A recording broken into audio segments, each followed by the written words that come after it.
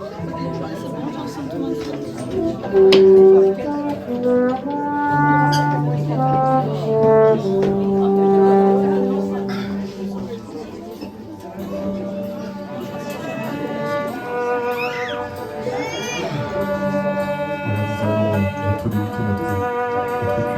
de Noël, qu'on puisse prendre place, écouter les chants et méditer dans notre cœur et laisser toute la place au roi que nous invitons ce matin.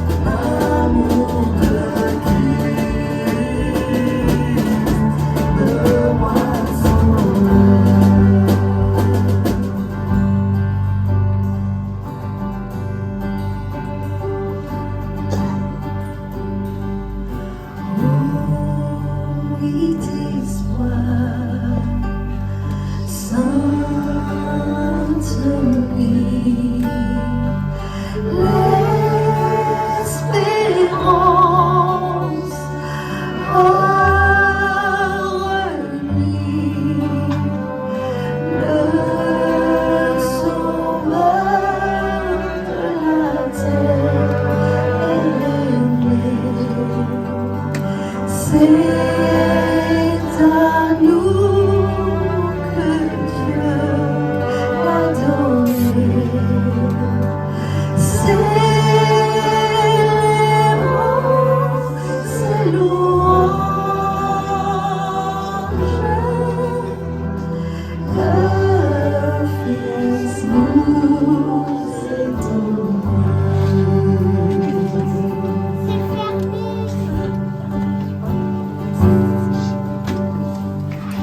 Bienvenue à chacune, à chacun. On est heureux de se retrouver en ce jour particulier, en ce jour où nous voulons célébrer la naissance de Jésus, notre Sauveur, pour chanter Noël. Et je vous propose qu'on puisse le faire avec ce prochain chant qui nous dit « Voici Noël ». Nous pouvons célébrer ensemble notre Sauveur. Amen.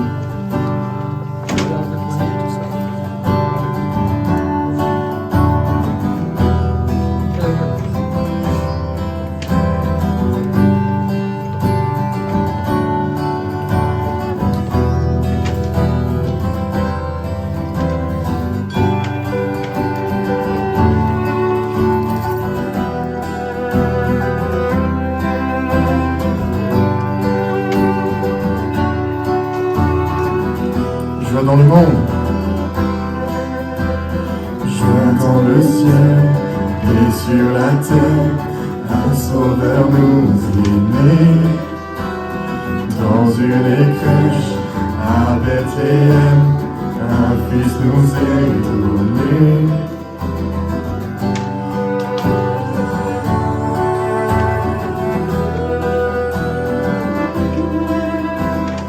En plein hiver, dans nos ténèbres, sa lumière a jailli.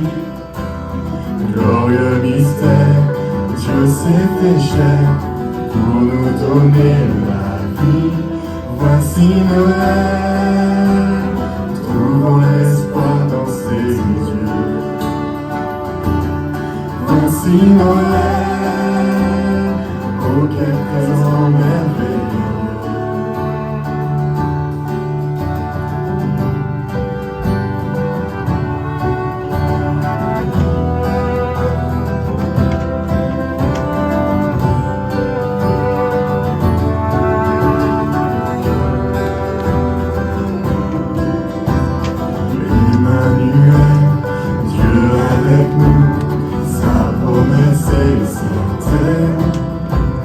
Sauveur fidèle, Seigneur de tout, sa gloire est sans pareil. Voici Noël, trouvons l'espoir dans ses yeux. Voici Noël, oh quel présent merveilleux. Voici Noël, contemplons le Fils de Dieu. Voici Noël, joignons-nous au chant des cieux. La vérité, le chemin et la vie, célébrons le Messie. Voici Noël,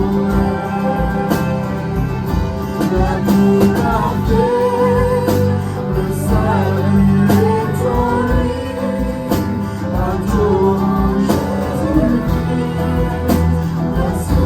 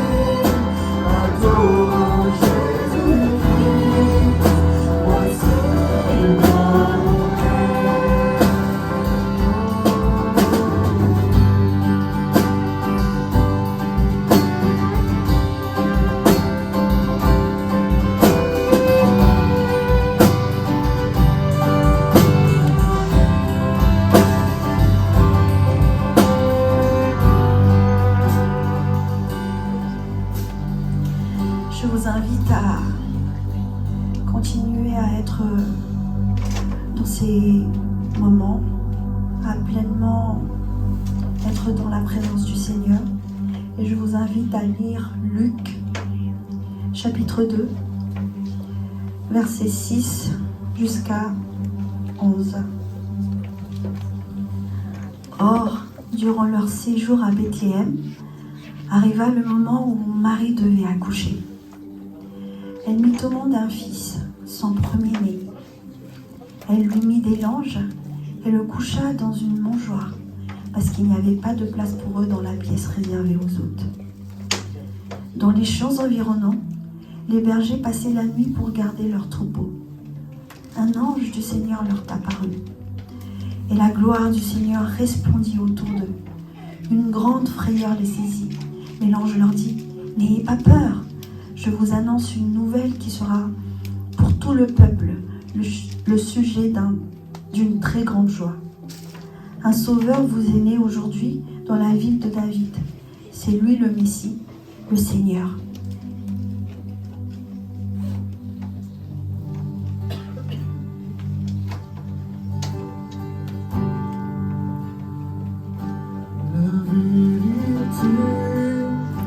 Le chemin et la vie, célébrons le Messie. Voici Noël. L'amour va faire, le salut est en lui. Adorons Jésus-Christ. Voici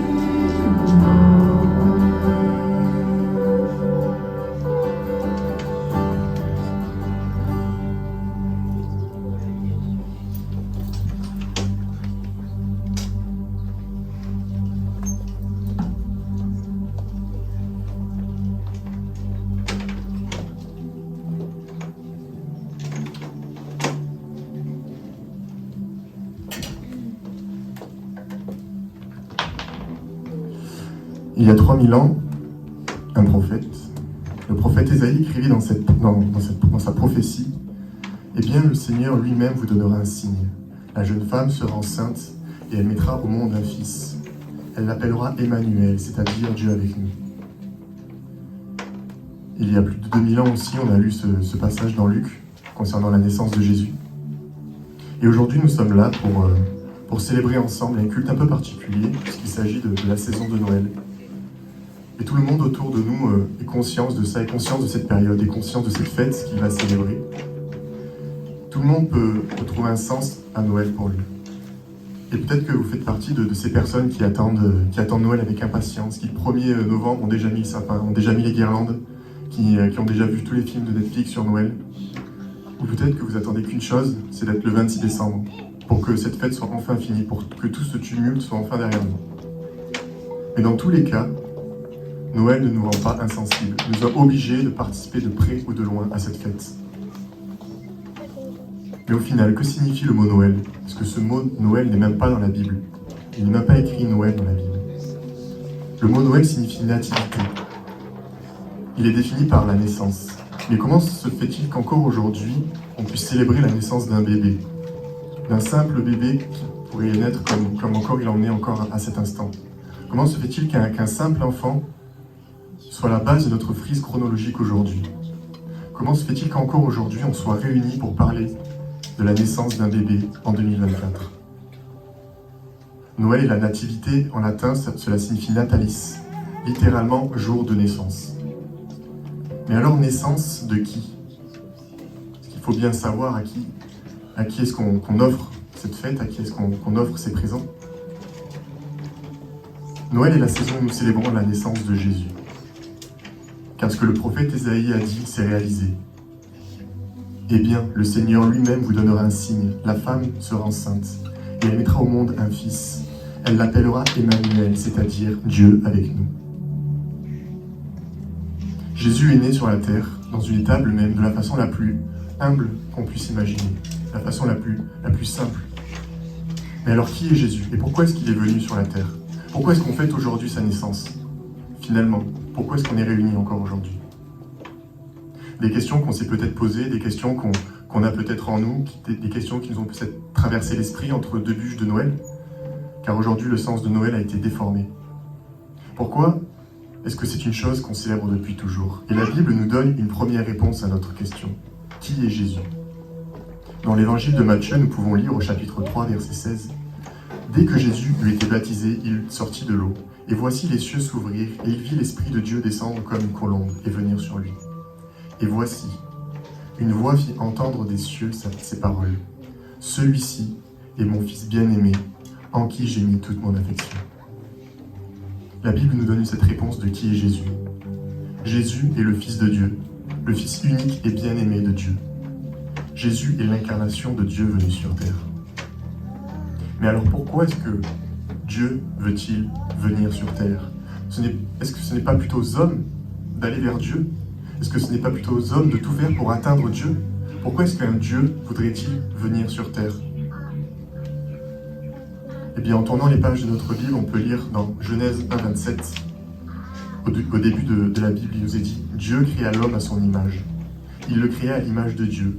Il créa l'homme et la femme. » Puis un peu plus loin, au verset 31, on peut lire « Dieu vit tout ce qu'il avait fait, et voici cela était très beau. Ainsi il y eut un soir, et il y eut un matin. Ce fut le 6e jour. »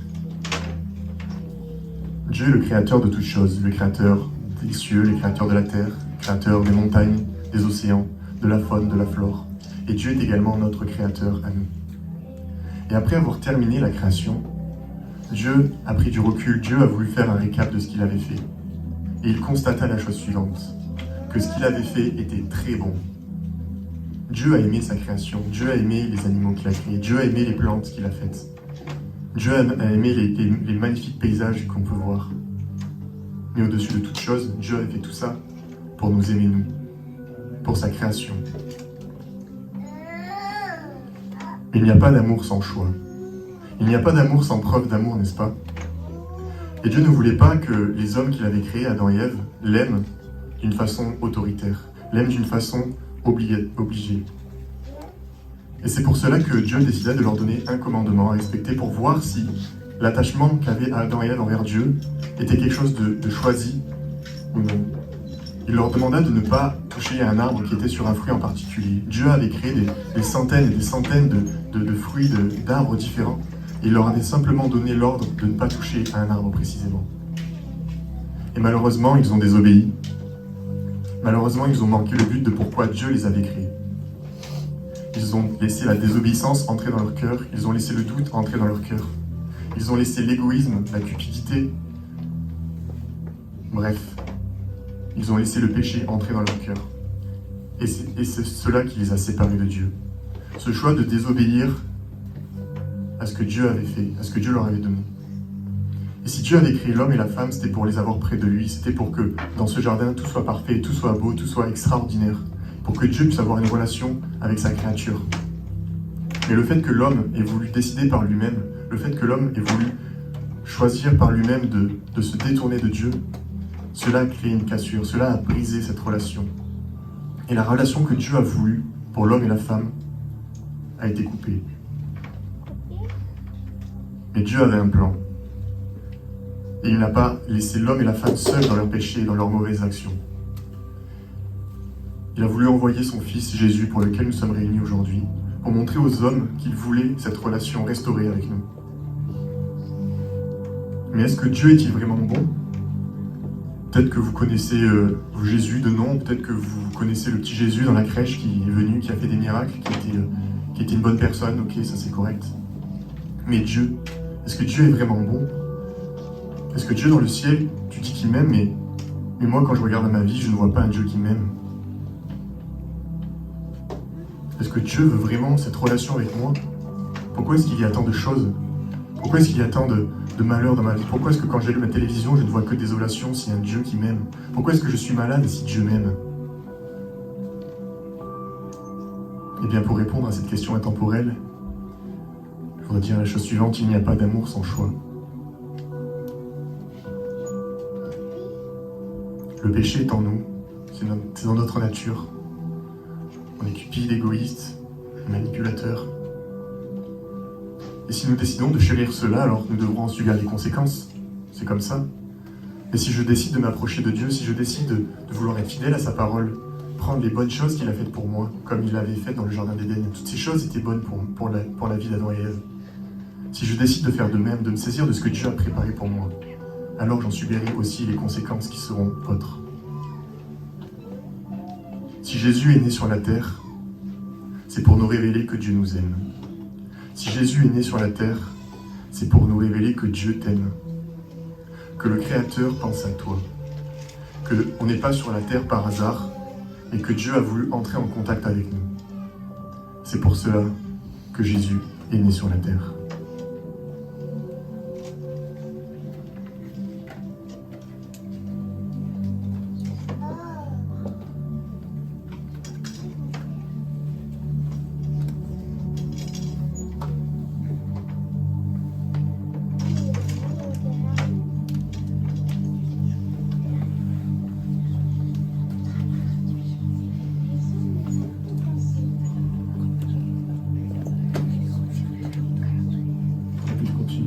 Se réjouir, qu'on puisse continuer à être heureux, à être dans la joie.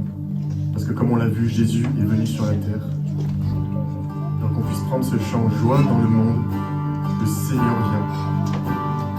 Et c'est la joie que le Seigneur a mis dans notre cœur. C'est ce sentiment qui doit nous envahir dans cette période de Noël. Donc qu'on puisse être dans la joie, demeurer dans la joie de cette bonne nouvelle. Amen.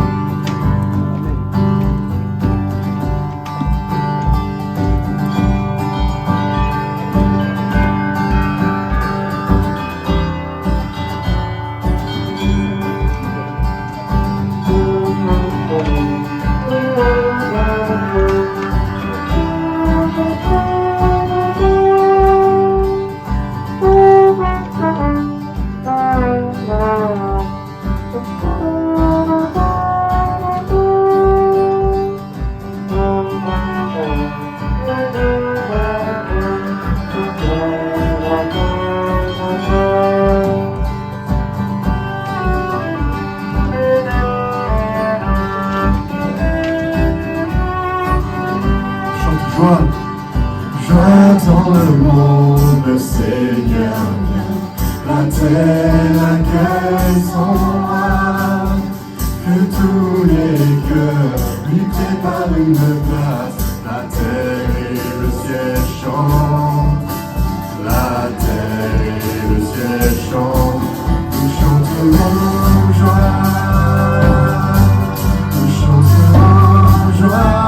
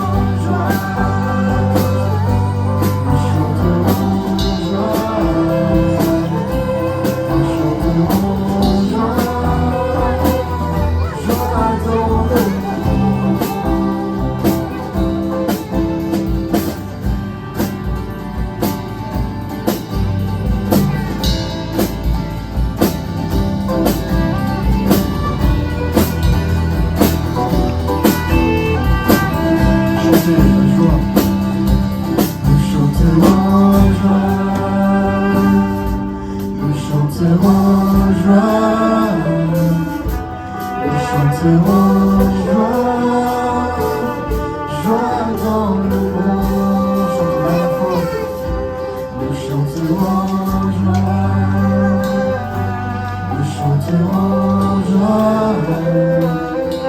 Nous chanterons joie. Joie dans le monde.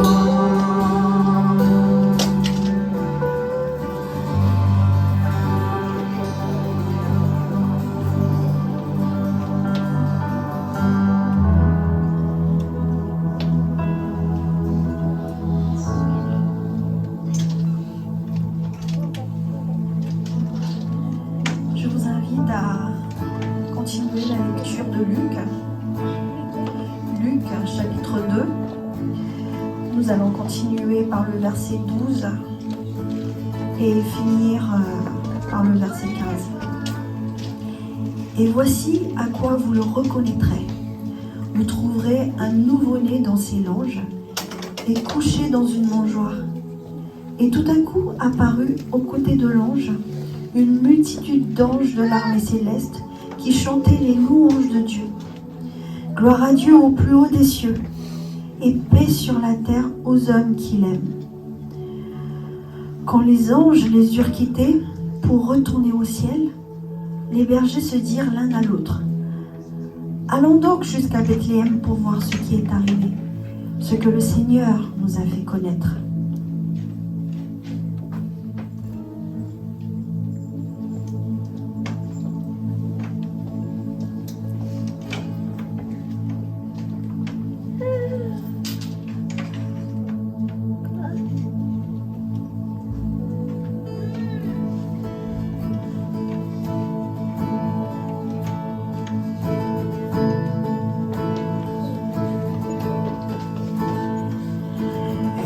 Écoutez le chant des anges vient d'éclater dans les airs. Joignons aussi nos louanges à leur sublime concert. Gloire à Dieu, paix sur la terre. Aujourd'hui le Christ est né. Jésus s'est fait notre frère. Un sauveur nous est donné.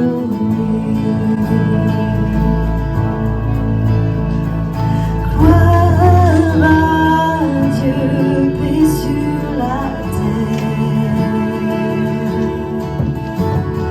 Gloire à Dieu, paix sur la terre. Aujourd'hui le Christ est né.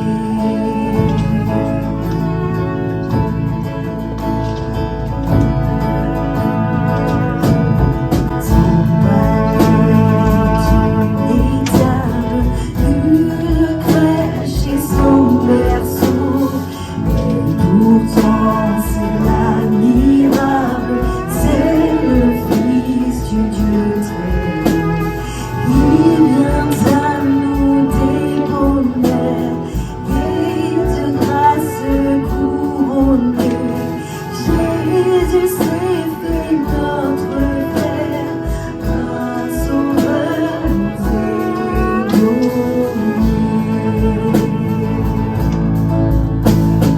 Gloire à Dieu, paix sur la terre. Gloire à Dieu, paix sur la terre. Aujourd'hui le Christ est. Gloire à Dieu, paix sur la terre. Gloire à Dieu, paix sur la terre. Aujourd'hui le Christ est né. Avec vous, bergers et mages, au pied de notre Seigneur, nous déposons nos hommages, nous lui donnons notre cœur. Tout son peuple sur la terre dit avec nous.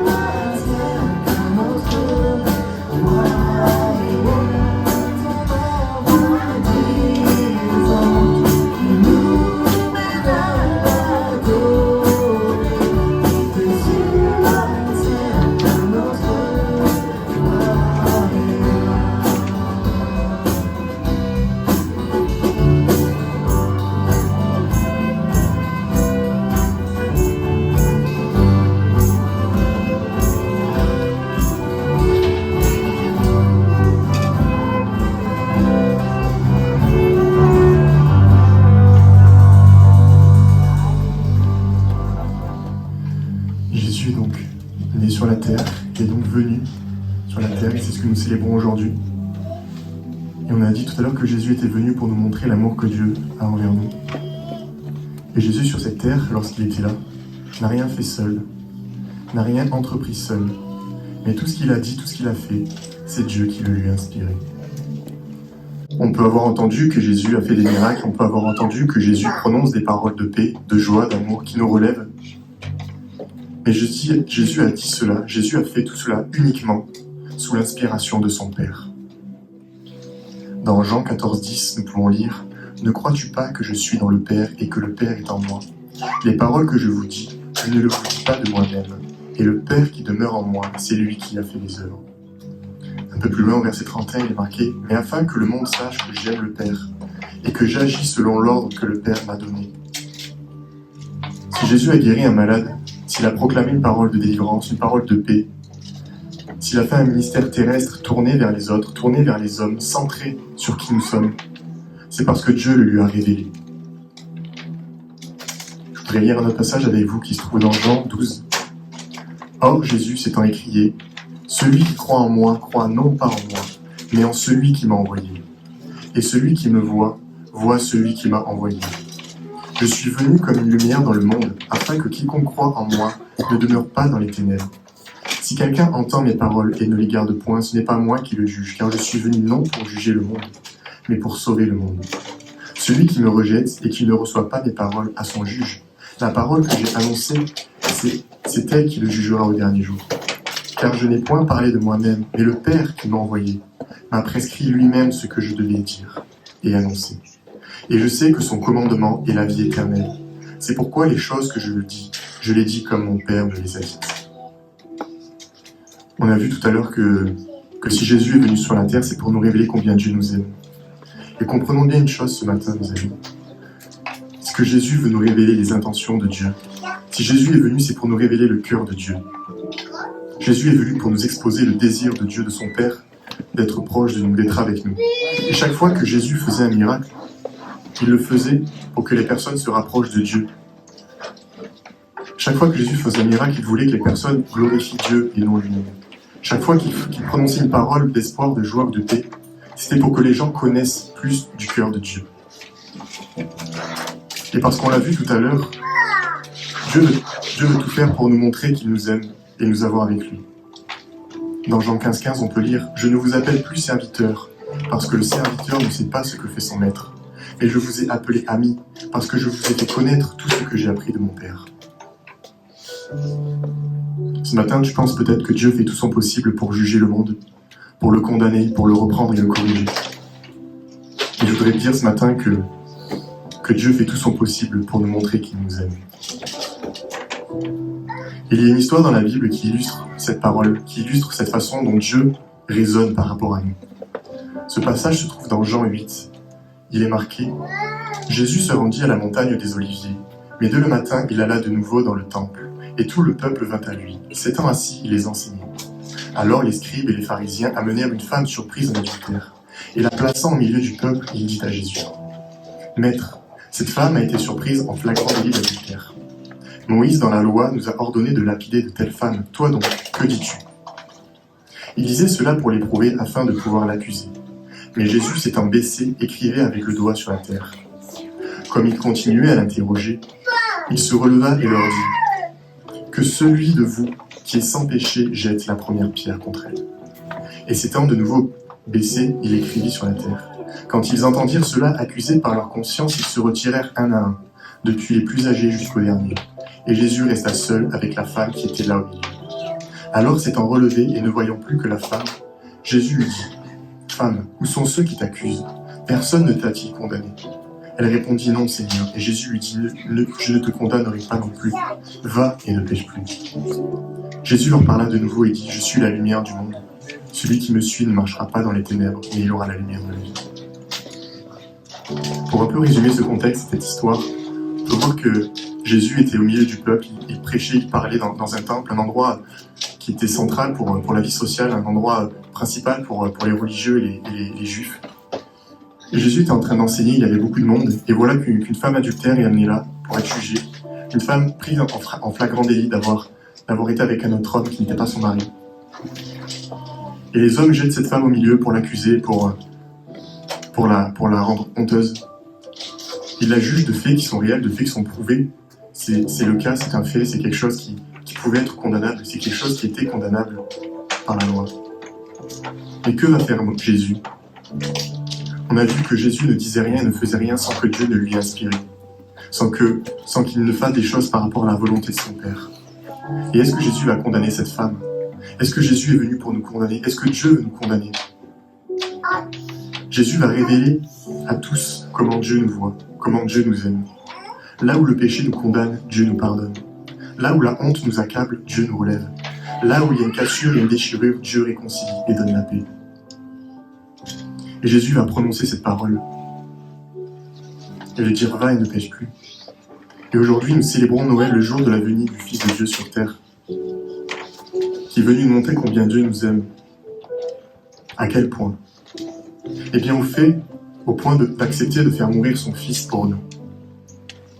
Mais pourquoi Jésus devait-il mourir?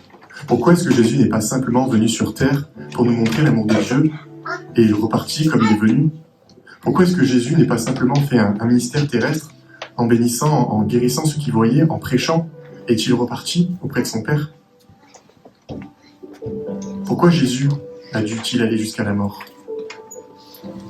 Dans Romains 6, 23, nous pouvons lire « En effet, le salaire du péché, c'est la mort. Mais le don gratuit de Dieu, c'est la vie éternelle en Jésus-Christ, notre Seigneur. » Quelles conséquences a le péché sur notre vie? Il nous condamne, il nous revêt d'une honte, il nous ramène constamment à nos échecs, aux choses dont on n'est pas fier, aux choses peu glorieuses qu'on ne veut pas mettre en lumière. Quelle est notre fin? Quel est notre salaire, comme nous dit la Bible, le salaire de toutes les choses qu'on a fait sur terre?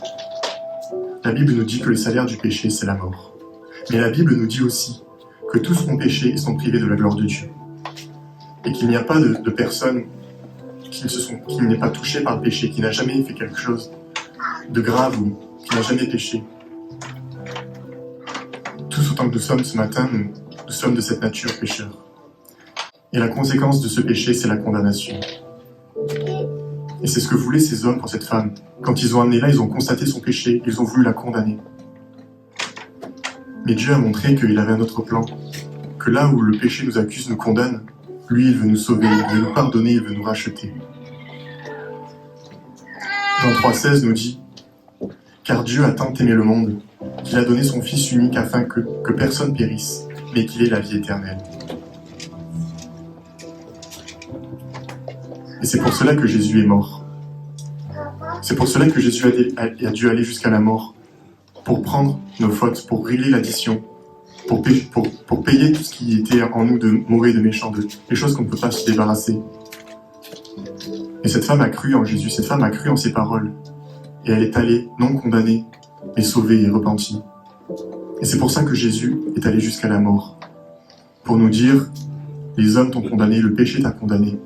Mais moi, je te sauve, moi, je t'aime. Et je te pardonne. Si Jésus est mort, c'est pour nous montrer tout l'amour que Dieu a pour nous.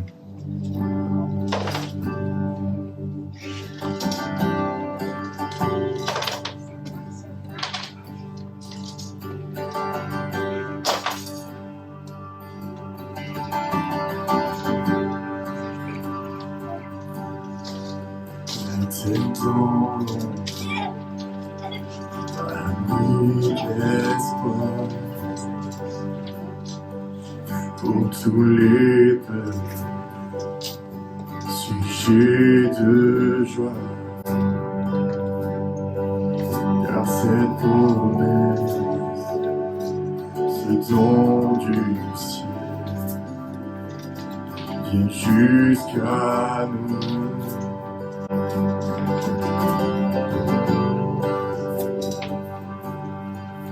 Les anges accourent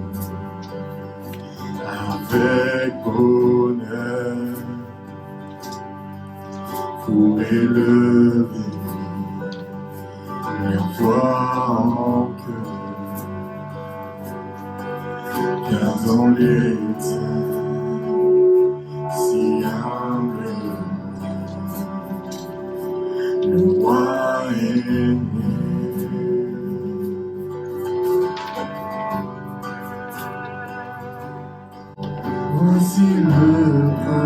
des cieux, les anges proclament sa venue, car l'enfant maillot Dieu fait chair pour nous sauver. Oh, le royaume et la puissance sont à lui pour toujours. Prince des cieux, Christ est le soir du monde.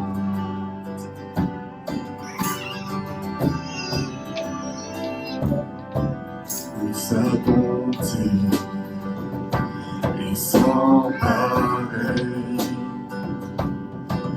miséricorde à tout jamais. Fils de David et Fils de Dieu, Jésus est Seigneur.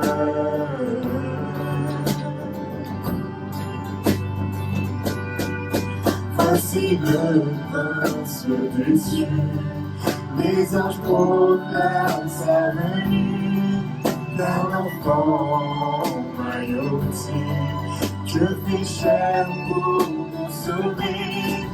Oh, le royaume et la puissance sont à lui pour toujours. Prince des cieux, Christ est le soir du monde.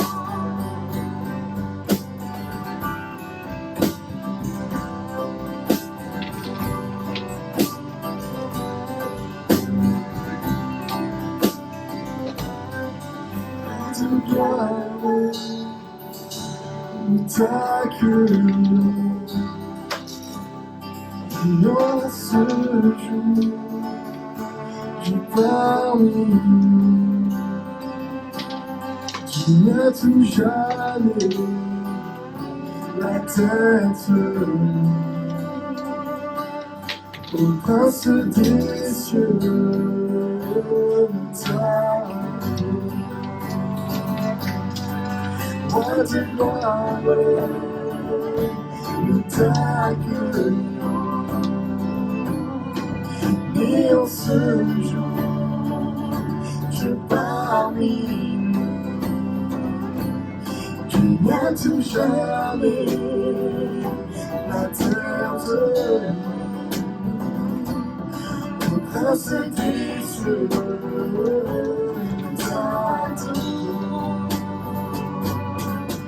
Voici le prince des cieux, les anges proclament sa venue, car l'enfant mailloté, Dieu fait chair pour nous sauver. Oh, le royaume et la puissance sont à lui pour toujours. Prince des cieux, Christ est le soir du monde.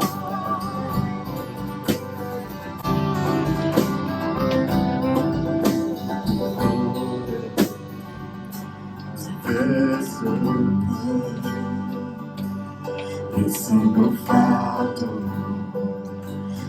à ses pieds, et par sa grâce être pardonné, avec joie chanter.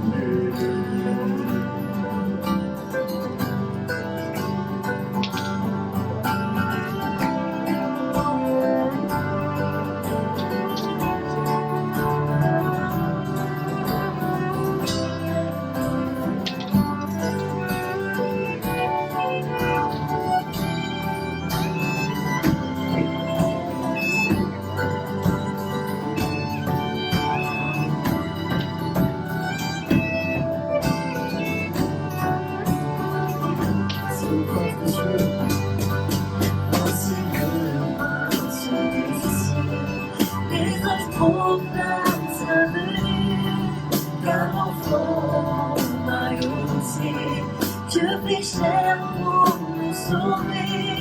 Oh, le royaume et la puissance sont à lui pour toujours. Prince des cieux, Christ est l'espoir du monde. Prince des cieux,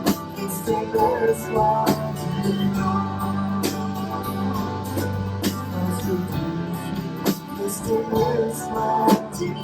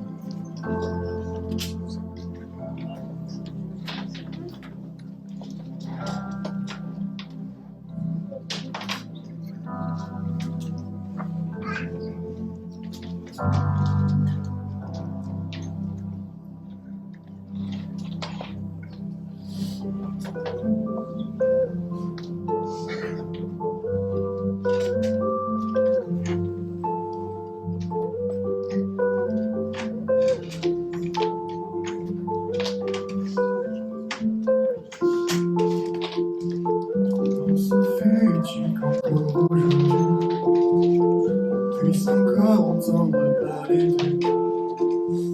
Depuis 2000 ans et jusqu'à ici, il est l'espoir. De génération en génération, nous sommes remplis de plein de questions. Il est annoncé dans toutes les nations, il est l'espoir. L'espoir.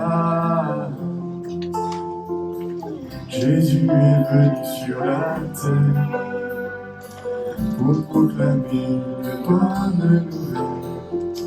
C'est la raison de Noël, il est l'espoir. Jésus est venu sur la terre pour proclamer une bonne nouvelle, pour nous dire à tous qu'il nous aime, il est l'espoir, il est l'espoir.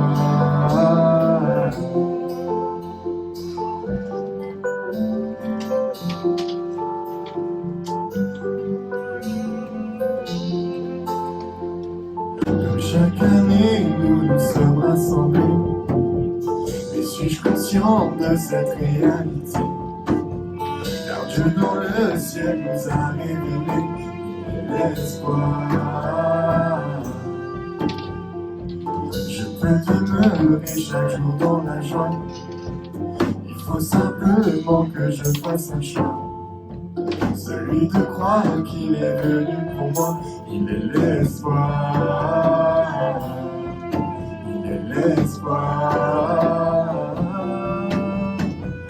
Jésus est venu sur la terre pour proclamer une bonne nouvelle. C'est la raison de Noël, il est l'espoir. Jésus est venu sur la terre pour proclamer une bonne nouvelle, pour nous dire à tous qu'il nous aime, il est l'espoir. L'espoir.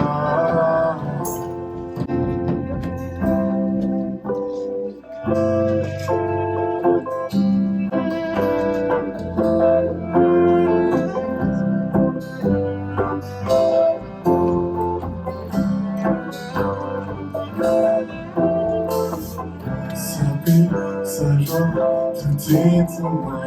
Ce beau cadeau venu du roi. C'est toi, Jésus, le vrai message.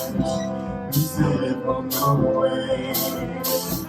Sa paix, sa joie, tout est pour moi. Ce beau cadeau venu du roi.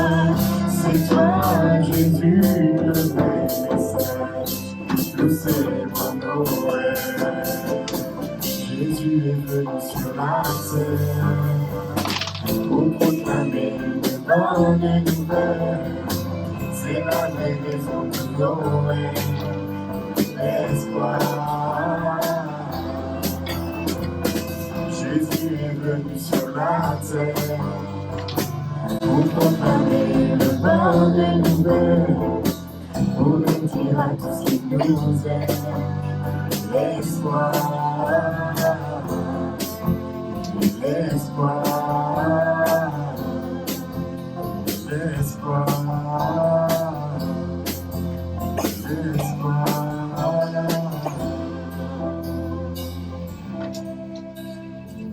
On a vu que Jésus était né, on a vu que Jésus est mort, et l'histoire ne s'arrête pas là. Car Jésus, le Fils de Dieu, Noël, le jour de naissance, notre Sauveur est mort. Et la mort n'a pu le retenir. La mort n'a pas fait échouer les plans de Dieu. Car Jésus est ressuscité. Il n'est pas resté dans le tombeau, mais il est ressuscité. Et par cela, il nous montre qu'il est la vie. Il nous montre que la vie est en lui. Et que la vie qu'il a, il veut aussi nous la donner. Jésus ne veut pas que notre vie s'arrête à une mort physique, mais il a des plans pour nous, pour une vie spirituelle éternelle. Jésus est venu pour apporter l'espoir que nous sommes des personnes avec qui avons de la valeur pour Dieu. Dieu nous aime. Le but de notre vie n'est pas de vivre simplement ici-bas pour mourir, mais le but de notre vie, c'est de vivre pour rendre gloire que notre Créateur nous aime, pour nous rendre compte que Dieu est avec nous. Jésus n'est pas venu instaurer une religion, et Jésus est venu instaurer une relation. Et ça fait beaucoup de différence. Les prêtres de l'époque étaient dans la religion, ils voyaient que les choses qui étaient là devant eux, ils ne voyaient pas la grâce qu'il y avait en Jésus. Ils ne voyaient pas que Jésus était le Messie. Les hommes sont attirés par une religion, mais Dieu veut une relation. Et la bonne nouvelle que nous chantons, celle que Jésus nous aime, nous pouvons aussi la chanter avec joie, avec espérance, avec assurance, parce que nous savons que Jésus a connu les mêmes difficultés que nous, que Jésus a traversé les mêmes choses que nous. Jésus est né sur cette terre, et il a vécu 30 ans avant de rentrer dans son ministère, et il a vécu 33 ans jusqu'au jour de sa mort. Et cela peut nous rassurer, cela peut nous conforter en disant « Seigneur Jésus, tu as grandi, tu as vécu l'enfance, tu as vécu l'adolescence, tu as vécu l'âge adulte, tu as dû surmonter tout plein de choses, tu as dû apprendre un métier, apprendre à travailler. Tu as été au même contact que nous, aux difficultés, à la soif, à la chaleur, à la faim, à la tristesse, à la souffrance, à l'angoisse, au deuil. » Et cela nous montre bien comment est-ce que Jésus veut une relation avec nous, comment est-ce que Jésus ne nous dit pas simplement « crois en moi et tout ira bien ». Et Jésus nous dit qu'il veut être avec nous dans nos difficultés, que l'endroit par lequel on passe, il nous comprend, il nous connaît, il sait ce que nous traversons. La Bible nous dit en Philippiens 2, « Lui qui est de condition divine, il n'a pas regardé son égalité avec Dieu comme un butin à préserver, mais il s'est dépouillé lui-même en prenant une condition de serviteur, en devenant semblable aux êtres humains. Reconnu comme un simple homme, il s'est humilié lui-même en faisant preuve d'obéissance jusqu'à la mort, même la mort sur la croix. C'est aussi pourquoi le Dieu l'a élevé à la plus haute place et lui a donné le nom qui est au-dessus de tout nom, afin qu'au nom de Jésus, chacun plie le genou dans le ciel, sur la terre et sous la terre, et que toute langue reconnaisse que Jésus-Christ est le Seigneur, à la gloire de Dieu le Père. Ce passage nous décrit bien combien est-ce que Jésus était le Fils de Dieu tout-puissant qui régnait dans le ciel, dans les cieux. Combien dans le ciel, dans le paradis, tout était parfait, tout était saint, tout était beau, tout extraordinaire. Combien des anges étaient là pour le servir, pour être avec lui. Et ce passage nous montre bien que Jésus n'a pas regardé à ce qu'il perdait, mais Jésus regardait plutôt à ce qu'il pouvait gagner, c'est-à-dire une relation avec chacun d'entre nous. Cela nous montre bien encore une fois que Dieu désire être proche, que Dieu ne veut pas simplement nous regarder de haut, et que Dieu veut nous avoir après de lui. Et son plus grand désir, c'est qu'une fois que notre chemin est fini ici-bas, nous puissions un jour vivre auprès de lui. Et pour cela, le seul accès, la seule chose à faire, c'est de croire. C'est de croire simplement. Dieu ne veut pas des statistiques qui montrent combien je suis un homme bien, qui montrent que j'ai fait telle ou telle chose et que je mérite. Dieu ne vous regarde pas au mérite, mais il regarde au cœur, il regarde à la foi. Dieu a regardé au cœur de cette femme qui était là et qui a voulu se repentir. Et c'est ce que nous devons faire pour accepter sa parole. Dans Jean 17, on peut lire « Après avoir ainsi parlé, Jésus leva les yeux au ciel et dit « Père, l'heure est venue. Glorifie ton Fils, afin que ton Fils te glorifie, selon que tu lui as donné pouvoir sur toute chair, afin qu'il accorde la vie éternelle à tous ceux que tu lui as donnés. Or, la vie éternelle, c'est qu'ils te connaissent, toi, le seul vrai Dieu, et cela est celui que tu as envoyé, Jésus-Christ. Je t'ai glorifié sur la terre, j'ai achevé l'œuvre que tu m'as donnée à faire. Et maintenant, toi, Père, glorifie-moi auprès de toi-même, de la gloire que j'avais auprès de toi avant que le monde fût. » Vous savez, la Bible est la parole de Dieu, et Dieu nous connaît. C'est pourquoi il est noté à un endroit que en nous, en chacun d'entre nous, en chacun des êtres humains, nous avons la pensée de l'éternité. Comme si quelque part, chacun savait qu'il y avait quelque chose, chacun savait qu'il y avait autre chose. Et mon ami, dans quelques jours, c'est Noël, et c'est le jour où on reçoit des cadeaux. Et un cadeau, on a le choix, celui de le prendre ou de le rejeter. Et généralement, un cadeau, ça nous fait plaisir. Un cadeau, c'est une bonne chose, c'est une bonne nouvelle, c'est quelque chose qu'on prend avec plaisir. Et comme on l'a vu tout à l'heure, il n'y a pas d'amour sans choix. Jésus ne va pas s'imposer à nous. Jésus ne va pas venir et nous obliger de l'aimer. Ce serait de l'amour forcé, il n'y aurait aucun rapport, aucun lien, aucune chose. Mais il va te proposer. Il va venir, il va se proposer. Tu peux avoir le choix de vivre tel quel. Et peut-être que cela te convient. Peut-être que ta vie n'est pas si mal et que tout cela est peut-être pas pour toi.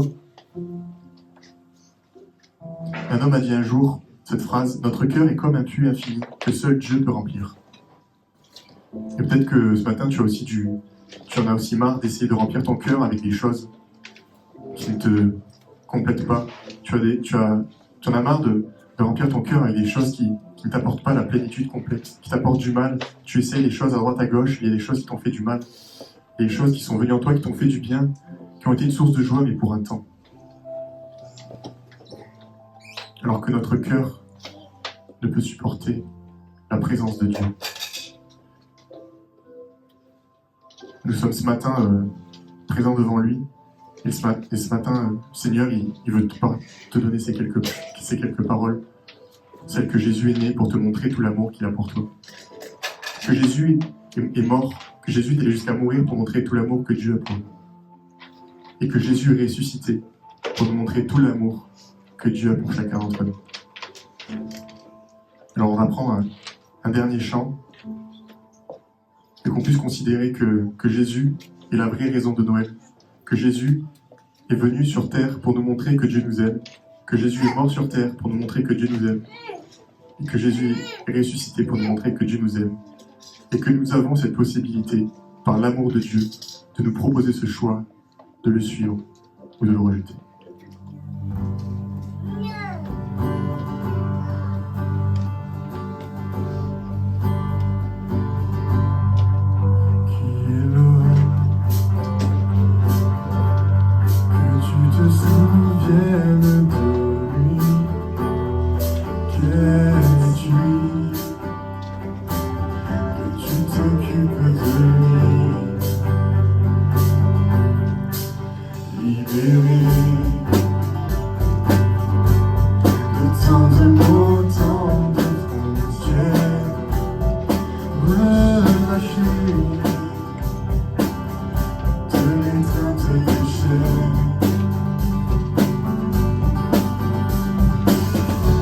Oh yeah.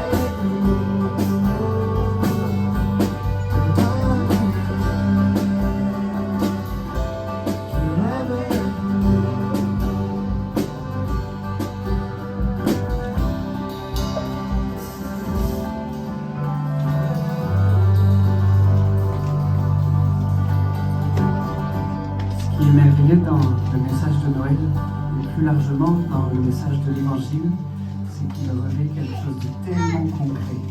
Ce qu'on a entendu ce matin, c'est tellement concret.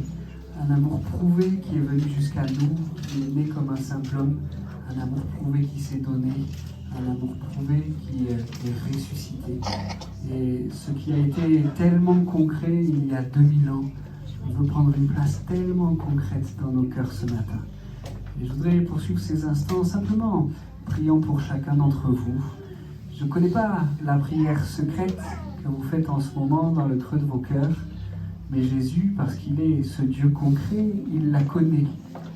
Et alors que je vais prier pour vous, n'hésitez pas aussi dans le secret de votre cœur à présenter à Dieu votre prière, à lui remettre votre besoin, peut-être votre fardeau, peut-être votre grande reconnaissance, peut-être votre cœur pécheur, non, j'ai besoin de pardon.